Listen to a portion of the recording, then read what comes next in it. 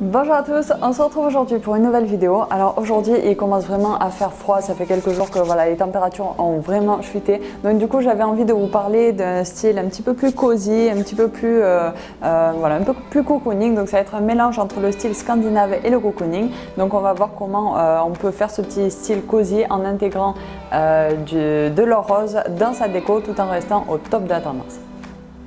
Au niveau des couleurs, moi je vous conseille de partir sur une base fiable de blanc, de rose poudré et d'or rose. Donc ça va être vraiment votre base. Et ensuite de rajouter des petites touches pour donner soit du caractère, soit de la tendance, enfin bref. Donc on va avoir trois catégories que je vais vous donner. Donc ça va être déjà la catégorie un peu plus caractère, donc qui est super si vous êtes en couple pour pas que ce soit trop rose, trop féminin, mais quand même garder cet esprit cocooning un peu chaleureux, un peu cosy.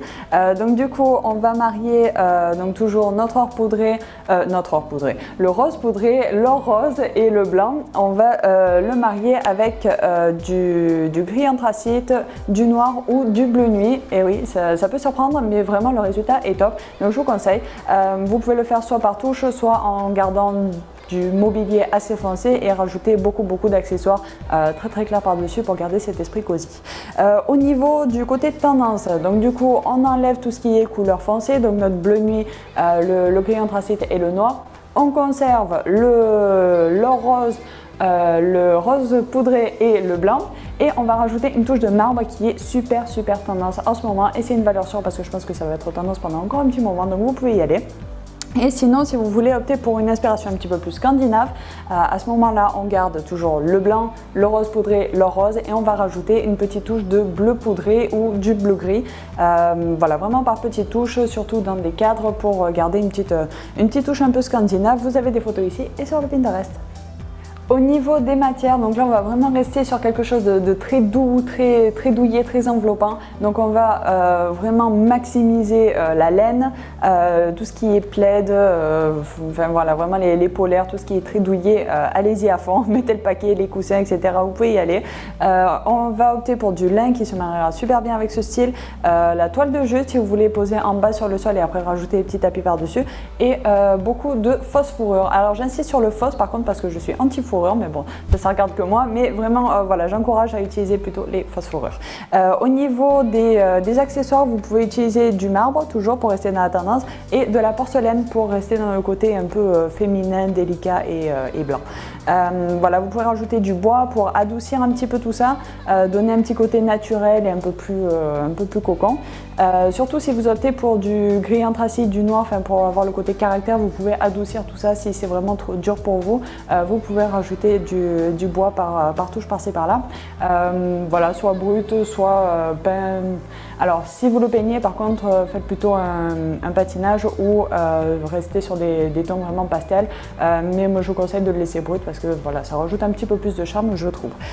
Au niveau donc du coup des petites touches, donc toujours le cuivre, l'or rose ou le doré, mais vraiment choisissez un des trois, ne mélangez pas tout et essayez de conserver votre décision jusqu'à la fin. Donc si vous partez sur l'or rose, gardez-le jusqu'au bout et je vous assure que le résultat n'en sera que meilleur.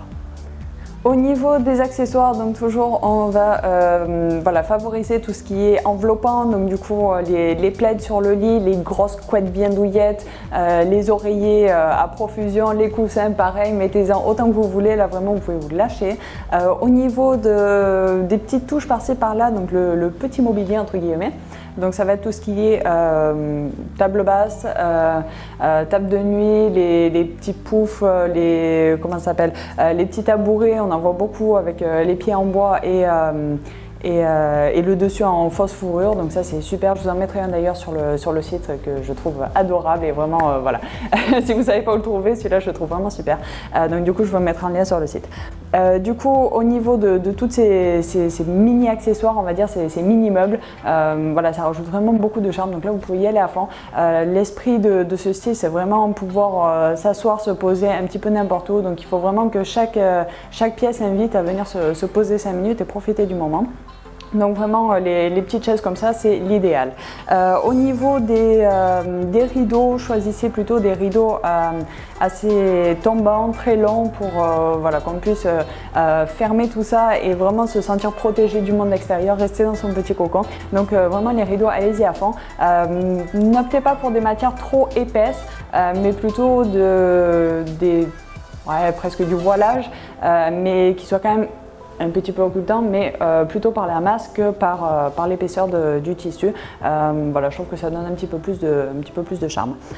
Au niveau des luminaires, optez toujours pour de la lumière chaude, jamais de lumière froide. Bon, à la limite, vous pouvez rajouter une grosse lumière froide pour vous réveiller un peu le matin, mais vraiment beaucoup de petites touches de lumière chaude. Des lampes par-ci par-là, ça peut être des guirlandes, ça peut être des bougies.